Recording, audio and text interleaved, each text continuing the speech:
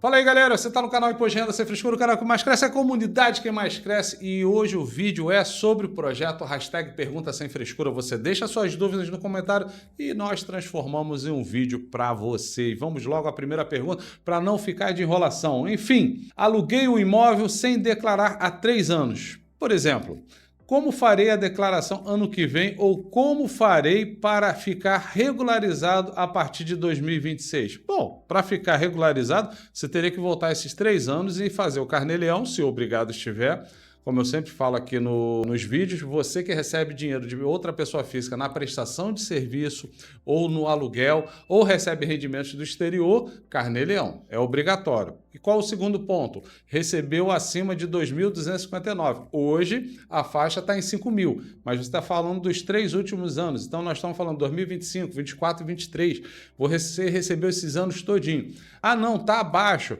Mas eu não informei esse valor, então você precisa retificar a declaração do imposto de renda, uma coisa ou outra, porque você omitiu esse valor à Receita Federal.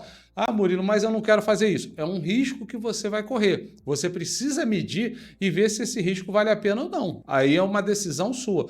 Você está me perguntando, para regularizar, tem que fazer o Carnê-Leão retroativo, ou se está abaixo da primeira faixa da tabela do imposto de renda, que era 2.259,21, aí você precisa fazer o Carnê-Leão. Está abaixo? Então você faz direto na declaração do imposto de renda, vai lá na ficha de rendimento recebido de pessoa física e lança na coluna de aluguéis mês a mês o valor líquido do aluguel. Lembrando que você sempre tem que tirar condomínio, IPTU, é o valor líquido que você recebia do próprio aluguel, ok? Entendido? Então a decisão sua, espero que você tome a melhor decisão e dê tudo certo aí com você. Vamos lá. Vamos agora à próxima consultoria, ou quer dizer, a próxima pergunta, que ela é tão grande que eu acho que é mais uma consultoria do que uma pergunta. Minha irmã comprou um imóvel e fui morar com ela, no qual comprovo a minha residência nesse imóvel dela. Porém, nós temos juntas um outro imóvel, meu e dela, que resolvemos ajudar a um terceiro irmão de baixa renda, que não precisa declarar imposto, e não cobramos aluguel a ele. Pelo contrário, de vez em quando até ajudamos mais ainda. Bom, você tem tudo isso comprovado, você tem toda essa situação, pelo que você está me mostrando aqui, é a realidade. Então, já um primeiro momento, não sei se vai ser essa a sua pergunta, não tem que se preocupar com relação à exploração de rendimento de aluguel. Mas vamos continuar aqui. Sendo que eu também, de vez em quando, passo uma com ele, porém, independentemente de eu morar lá, do qual eu também sou proprietário daquele imóvel, ou cá, no imóvel da minha irmã, resolvemos fazer o tal contrato de comodato por esses dias. Só que nós ajudamos o nosso irmão há 6 anos com essa moradia. Como declarar essa situação do imposto de renda? Bom, o contrato de comodato ele é interessante porque existe aqui uma operação de pessoas morando, né, em propriedades que não pertencem a ela, mas de forma gratuita. Então vocês estão fazendo contrato de comodato, vai ficar tudo ajustado, não vejo problema algum.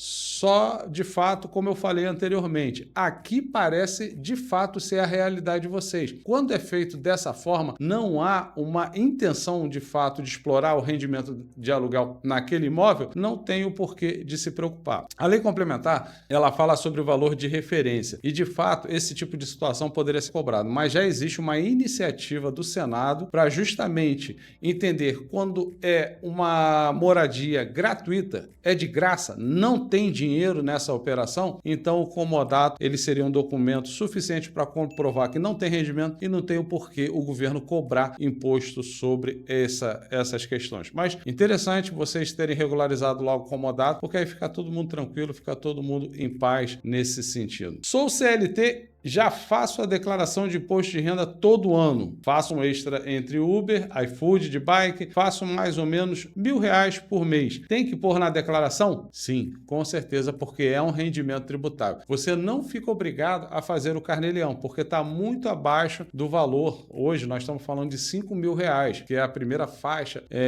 da tabela progressiva do IR. Então, você não tem que se preocupar com relação ao Carnê-Leão. Mas dentro da sua declaração do imposto de renda, se obrigado você estiver a declarar, você precisa lançar esses valores aqui. R$1.000 por mês, você vai ter que ir lá e lançar R$1.000 todo mês. Se você já tinha esse valor já há mais de um ano, você precisa na última declaração retificar e lançar esses valores lá dentro. Lembrando que aí o valor da base do cálculo, ou seja, o que vai calcular o seu imposto, ele vai aumentar. Então, provavelmente, se você restituiu, você vai ter que devolver, ou se você pagou, vai ter que pagar uma diferença sobre esses valores. Inclusive, galera, eu explico isso tudo dentro do meu curso Imposto de Renda 2.0, o curso mais completo do mercado, e eu digo ainda, você não vai ter um tutorial lá dentro, você vai ter um curso, você vai estar em uma sala de aula comigo, além de um suporte em até 24 horas para qualquer dúvida que você possa ter. Ou, se você preferir, você pode marcar uma consultoria comigo, onde eu vou poder te direcionar e tirar algumas dúvidas pontuais que possam existir, ok? Então, vamos para a nossa última pergunta,